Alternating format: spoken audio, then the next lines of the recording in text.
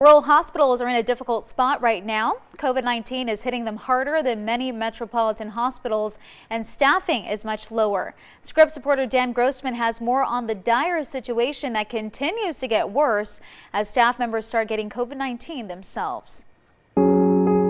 When the time comes to look back on what we've been able to accomplish, as you can tell, I've led a very eclectic life. Most would only hope to have a resume as diverse as that of Kurt Papenfuss. The boys got to meet, the Pope. One of my claims to fame is giving a Rambo a shot in the butt. There was also Everest, spending time with Neil Armstrong, and most recently, going toe-to-toe with COVID-19, a battle that left Kurt alone in an ICU for 9 days. There's a darkness in this illness that I can't say I've ever said about any other illness. Being the only ER doc at a rural hospital in Colorado, it was a fight Kurt was all too familiar with, and one that affected far more than just himself. Worst case scenario, you would have to divert patients if you don't have people in the door to care. Stella Worley is the CEO of Keep Memorial, the 25-bed hospital where Kurt works along the Colorado-Kansas border.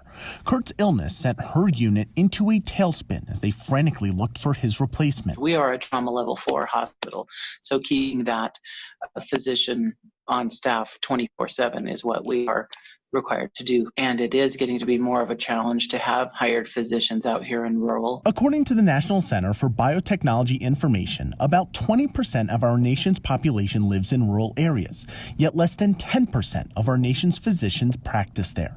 It is a shortage that has plagued rural healthcare since even before COVID.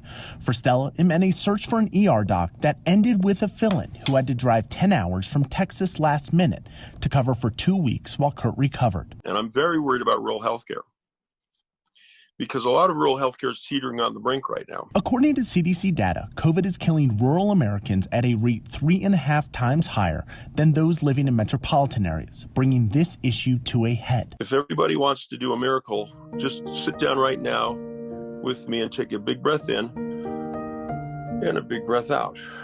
An issue that has led Kurt to see more of life's beauty outside of his eclectic experiences. If you're recovering from COVID like I am and almost died, you just appreciate a light bulb on a Christmas tree. I'm Dan Grossman reporting.